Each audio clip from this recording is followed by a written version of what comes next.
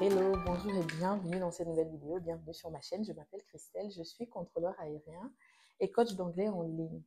Au Cameroun, comme dans beaucoup de pays africains, les concours hyper sélectifs comme le concours d'entrée à l'École africaine de météorologie et d'aviation civile, qui est une école de la SECNA, ces concours-là sont des mythes. On croit toujours qu'on ne peut pas réussir pour diverses raisons. Je vais vous en parler dans la vidéo. Mais ce qui me fait faire la vidéo aujourd'hui, c'est que dans le processus d'accompagnement des candidats au concours au fil des ans, je me rends compte qu'il y a beaucoup de personnes qui vont faire le concours avec zéro espoir de réussir. Il y en a beaucoup qui ne le font pas parce qu'ils ont zéro espoir de réussir. D'autant plus que, comme je le dis, le concours est hyper sélectif. On prend très peu de personnes au fil des années. Donc, on va entendre assez souvent, mais Christelle, à quoi ça sert de faire la promotion de ce concours-là? À quoi ça sert de communiquer dessus si on prend deux personnes? C'est-à-dire que j'en parle, les gens sont intéressés, mais au moment où on se rend compte qu'on veut deux places au concours cette année, on est tout de suite découragé. Alors, aujourd'hui, dans la vidéo, ce que j'ai envie de partager avec vous, c'est les choses qui freinent les candidats au concours hyper sélectif. Que ce soit pour le concours d'entrée à l'ENAC ou d'autres écoles, il y en a beaucoup d'autres, les écoles de statistique, les écoles d'architecture, etc. Que ce soit pour ce concours-ci ou pour cela, n'hésitez pas à rester jusqu'à la fin. Je vais partager les obstacles majeurs que rencontrent les candidats qui affrontent ces concours-là. La première chose que je vais dire, c'est que ce soit ceux qui réussissent ou que ce soit ceux qui échouent, sachez que tout le monde rencontre ces obstacles-là, mais nous avons tous des manières différentes de les surmonter et c'est ça à majorité qui va déterminer la réussite ou pas au concours. La toute première chose, c'est le manque de confiance en soi. Alors, c'est quelque chose qui peut être paralysant, il faut faire très attention à ça. Ça a l'air banal, ça n'a l'air de rien, mais manquer de confiance en soi quand on va à un concours où il y a 2000 candidats et où on veut un seul candidat à la fin, si on n'a pas confiance en soi-même, il y a zéro chance pratiquement qu'on réussisse. Alors que si on a confiance en soi, on a réussi à au moins 50% et puis le reste à faire, c'est vraiment de démontrer ses compétences. C'est un sentiment qui anime beaucoup de personnes, mais c'est quelque chose qu'il faut travailler. Moi, je l'ai vécu à plusieurs reprises. Alors, ce qui marche pour moi, et c'est ce que je vous conseille de faire, c'est de vous remémorer vos plus petites victoires et de les célébrer, de penser à tout ce qui fait de vous la personne que vous êtes, qui vous fait quelqu'un de différent, de penser à vos accomplissements. Moi, par exemple, quand j'étais au lycée en seconde, j'avais fait un concours de dictée. Il y avait des personnes vraiment de tous les lycées, il y avait des personnes de l'université. On avait fait ce concours-là à l'Alliance franco-camerounaise, pour ceux qui ont vécu à Bamenda et qui connaissent. Et j'avais été la première à ce concours-là. Donc, il n'y a pas moyen que je regarde cet accomplissement, que je vois le nombre de personnes qui ont participé et je vois qu'à la fin, j'étais la première et que je ne me dise pas que je suis capable de réussir, même quand c'est hyper sélectif. Ce qui m'a aidé quand je faisais le concours, entre autres, c'est que de voir que chaque année, on prend deux personnes, ça ne m'a pas découragée. Et à l'époque, il n'y avait pas de présélection, donc on était énormément, on était très nombreux à écrire, à composer le concours et très peu à être sélectionnés. Donc, n'hésitez pas, comme je le disais, à vous remémorer vos accomplissements personnels, même les plus petits, qui vous font vous rappeler que non, je suis quelqu'un. Voilà. La deuxième chose, c'est la peur de l'échec. La peur de l'échec, c'est une barrière très puissante dans tous les domaines de la vie. J'en parlais encore dans ma dernière vidéo sur les obstacles lorsqu'on apprend l'anglais. La peur de l'échec, la peur de faire des erreurs. Assez souvent dans notre entourage, on est très apprécié, on est complimenté sur nos performances et du coup, on a subitement peur de prendre des risques, on a peur d'être cette personne-là qui a échoué. D'ailleurs, j'étais très brave à l'école et donc même quand je faisais les concours, j'évitais les concours où on échoue beaucoup, où on choque beaucoup, comme on dit chez nous, donc où les places sont monnayées parce que dans ces concours-là, ça faisait moins de place pour les élèves méritants et je me disais qu'il pouvait arriver que j'échoue et du coup, c'était même pas une option. Donc, la peur de l'échec, ça fait en sorte que vous ne preniez même pas de risque. Si vous avez peur qu'on puisse dire, Dagna qui est très brave là, qui a toujours été la meilleure de sa classe, qui a toujours eu 19 sur 20 en mathématiques, elle a échoué Polytech. Comment c'est possible? Ce sentiment-là va faire en sorte que vous ne postuliez même pas, que vous ne preniez pas de risque du tout en matière de concours. Et c'est très puissant comme barrière.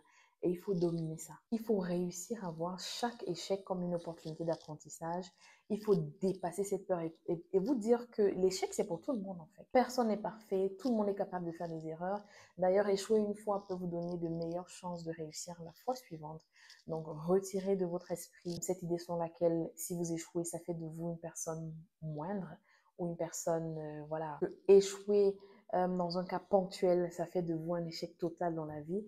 C'est pas vrai. Il faut réussir à dominer ça et à accepter la possibilité de faire des erreurs au quotidien. Souvent, c'est la pression familiale ou la pression sociale qui sont une barrière pour les candidats. Pour certains, ça peut être un facteur de motivation, ça peut être une source de motivation énorme. Pour d'autres, c'est une barrière, c'est un frein. Je me souviens que quand je faisais le concours, heureusement pour moi, quand j'ai eu cette discussion avec un de mes frères, j'avais déjà fait le concours.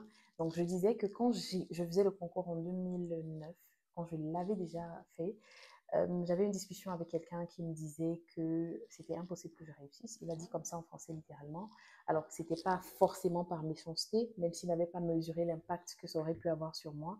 Alors, ce qu'il expliquait, et je crois que c'est le cas dans beaucoup de pays africains, on appelle ça choco le concours en fait. Au Cameroun, vous allez entendre, on a choco le concours. Ça veut dire qu'on a monnayé la place de quelqu'un dans un concours, on a payé pour que la personne réussisse. Et alors, on entend beaucoup ça dans beaucoup de concours, que les places sont monnayées.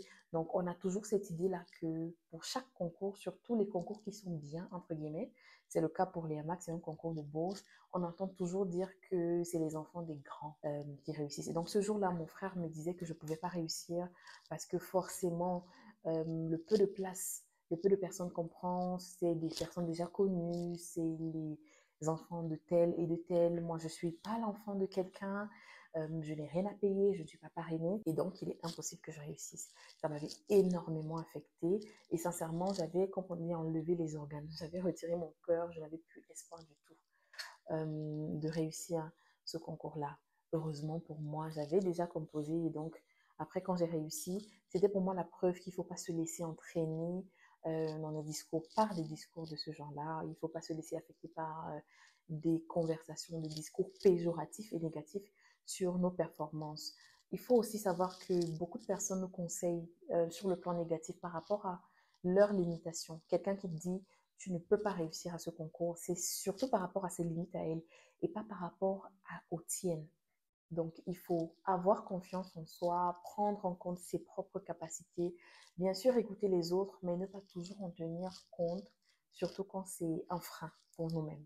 Lorsque c'est les pressions d'autres types, parfois on est l'unique enfant de la famille, on est le seul qui a fréquenté, tous les espoirs reposent sur nous.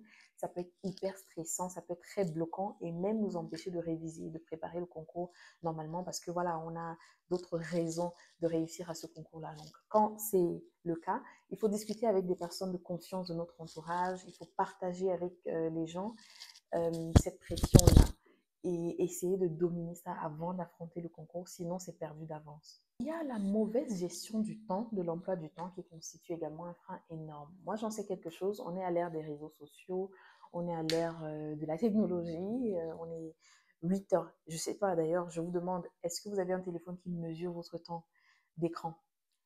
Si vous en avez, essayez de monitorer votre temps, le temps que vous passez sur les écrans. Il m'arrive d'avoir des 9 heures sur l'écran. Vous comprenez ce que ça veut dire? C'est énorme, 9 heures sur l'écran. Donc, il y a beaucoup de petites choses qu'on fait sans se rendre compte que ça bouffe la majeure partie de notre temps. Il y a beaucoup de vidéos sur YouTube où on parle de productivité. Je vous conseille de regarder ces vidéos pour savoir comment mieux organiser votre temps et être hyper productif. Et éviter de tomber dans les pièges du genre, on regarde un épisode de notre série pour passer du temps et on se retrouve à regarder toute la saison parce qu'on était accro. Il y a énormément de choses qu'on fait qui nous font perdre du temps sans qu'on ne s'en rende compte. Scroller sur Internet, regarder les vidéos TikTok, regarder les vidéos de nos comédiens préférés. Et au fil de la journée, au bout de la journée, on se retrouve à avoir fait 10 heures d'affilée sur notre téléphone alors qu'on aurait pu consacrer ce temps-là à travailler. Et puis on entend des candidats dire non, je n'avais pas le temps pour préparer le concours. Il m'est arrivé de dire ça, j'avais tort de le dire, je gérais très mal mon emploi du temps. Alors je partage avec vous le contexte dans lequel je l'ai dit, c'est que quand j'ai commencé à travailler, il fallait 3 ans en tant que contrôleur pour pouvoir faire le concours pour être ingénieur. Donc au bout des 3 ans, c'est vrai qu'on n'a pas lancé le concours, mais je savais qu'il fallait me préparer. Pourtant, j'avais le sentiment, j'avais cette excuse permanente de ne pas avoir le temps parce que j'étudiais, j'avais le boulot, j'avais ma famille, c'est vrai. Mais on peut toujours organiser son temps pour pouvoir consacrer un petit peu de temps à la préparation d'un concours hyper sélectif. Souvent, on a tout ce qu'il faut, mais on n'a pas la bonne technique d'apprentissage. Il y a beaucoup de personnes qui ont grandi, disons, au lycée en adoptant une technique d'apprentissage, disons, qui marchait, mais qui n'est pas forcément la meilleure pour leur potentiel, qui ne leur permet pas d'exploser, voilà, de faire exploser leur potentiel. Alors, je vous conseille de faire un exercice. Il y a beaucoup de techniques sur Internet pour découvrir quelles sont vos meilleures techniques d'apprentissage. C'est adapté à chacun. Est-ce que vous apprenez mieux par les images, par la photographie? Est-ce que vous apprenez mieux en lisant les textes, tout simplement? Il y a beaucoup de techniques. Faites des recherches sur le mind mapping, par exemple, ou la technique de Pomodoro et testez différentes méthodes d'apprentissage pour voir ce qui vous correspond le mieux. Ça peut vous permettre d'être super efficace quand vous préparez un concours hyper sélectif. Ça peut vous permettre de gagner en temps et donc d'être percutant, comme on dit chez nous. Merci d'avoir regardé cette vidéo. J'espère que mes conseils vont vous aider.